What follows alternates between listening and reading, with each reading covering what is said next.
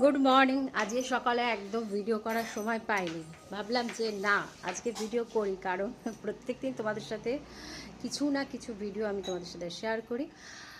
কালকে তো ফোঁটা দিয়ে বাড়ি চলে এসছে, আর মা তো প্রচুর জিনিসপত্র দিয়েছে, সেই ভিডিওটা তোমাদের সাথে দেখালাম, সবজি টবজি এটা ওটাও দিয়েছে।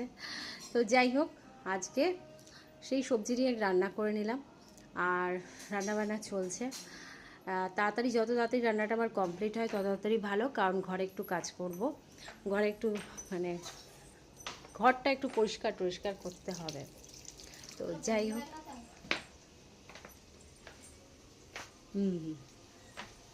তো যাই হোক কী রান্না করছি একবার তোমাদের সাথে শেয়ার করি। এই দেখো, প্রথমে একদম লাউটাকে বসিয়ে দিয়েছি, ফোড়ন টোড়ন দিয়ে লাউ হচ্ছে। এটা মা কালকে দিয়েছিল লাউ, যাই হোক। আর লাউটা করছি, সবই টাটকা টাটকা রান্না হচ্ছে। আর এখানে পার্শে মাছ ফ্রাই করে রেখেছি, এটা পার্শে বাটার কিন্তু না, এখনও পর্যন্ত পার্শে আর বাটা আমি গুলিয়ে ফেলি, ওই জন্য ভিডিওতে আমি বললাম এটা পার্শে। যাই হোক, আর এখানে হয়ে গেছে আমার গরম গরম একদম ভাত।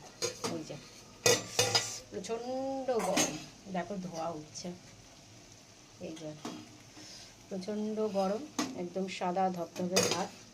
ভাতটা আমার ভালো চাই, মানে ভালো হওয়া দরকার চাই, ভালো হলে সব ভালো।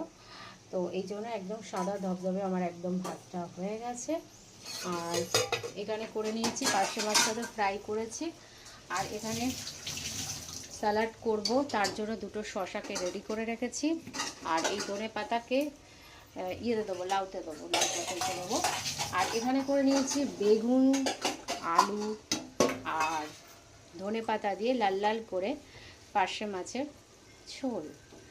তো সুন্দরভাবে করে নিয়েছি, তার সাথে দিয়েছি একটু আদা, আর দিয়েছি পেঁয়াজ কুচি দিয়ে এই রান্নাটা করেছি। দেখো লম্বা লম্বা বেগুন, সব মা দিয়েছে বেগুন, মা কালকে মাছও পাঠিয়েছে, এই হচ্ছে ব্যাপার। এটা আমি বাজার থেকেই মাছটা এনেছিলাম, মার মাছটা এখনও ফ্রিজে আছে, সেটা দিয়েছে মা, মনে হয় রুই নাহলে কাতলা, যে কোনো একটা হবে। তো যাই হোক, এই হচ্ছে ব্যাপার। তো তো চলো এখনকার মতো ভিডিওটাকে এন্ড করি। ভিডিওটা ভালো লাগলে প্লিজ লাইক করো, কমেন্ট করো, শেয়ার করো, আর সাবস্ক্রাইব করতে ভুলো না। চলো এখনকার মতন টাটা।